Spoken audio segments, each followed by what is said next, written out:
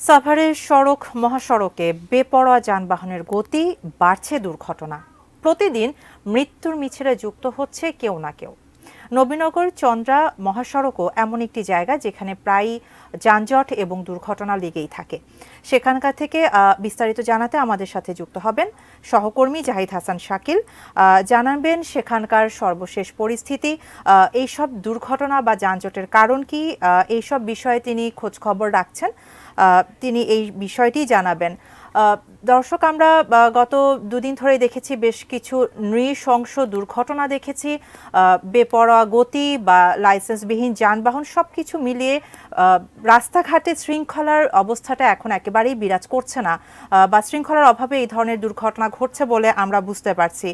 আমরা সেই খবর জানতে এখন যাব সাভার নবীনগর চন্দ্রা মহাসড়কে। সেখান থেকে বিস্তারিত জানাবেন সহকর্মী জাহিদ হাসান শাকিল। শাকিল, এই রাস্তায় আমরা প্রায়ই দুর্ঘটনা ঘটতে দেখি বা যানজট এখানে লেগেই থাকে। এর কারণ হিসেবে আপনি কি মনে করছেন বা কি পরিস্থিতি দেখতে পাচ্ছেন?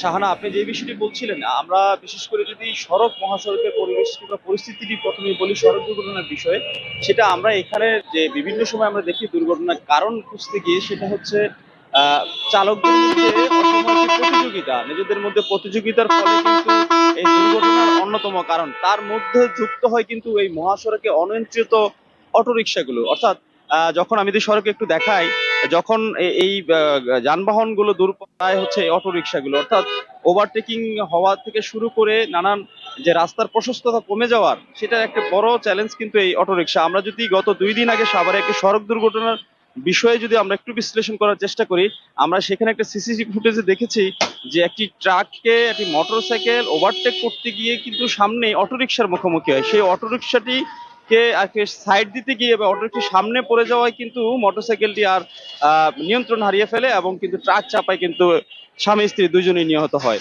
আর এই বিশেষ করে আমরা দেখছি এই নবীনগর চন্দ্রা মহাসড়ক এবং বাইপেল আবদুল্লাহপুর মহাসড়কের চিত্রগুলো যদি আমরা বলি, এখানে আমরা দেখি চালকদের মধ্যে একটি প্রতিযোগিতা থাকে যে কার আগে কে যাবে এবং যাত্রী নিবে।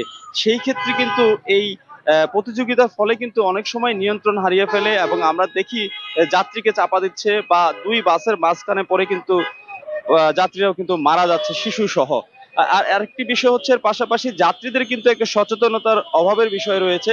ফুট ওভার ব্রিজ ব্যবহার না করা এবং সতর্কতার সাথে আসলে রাস্তা পারাপার না হওয়ার ফলেও কিন্তু একটি সড়ক দুর্ঘটনার অন্যতম কারণ হিসেবে এখানে দেখা যায়। আরেকটি বিষয় হচ্ছে, বিশেষ করে ঈদের ছুটি সহ বিশেষ দিনগুলোতে আমরা যখন দেখি, সেই জায়গাটি কিন্তু আমরা দেখি যে পরিবহন শ্রমিকরা কিন্তু টানা অর্থাৎ অক্লান্ত পরিশ্রম করে তাদের যে বিশ্রামের যে বিষয়টি আছে সেটিও তারা পান না।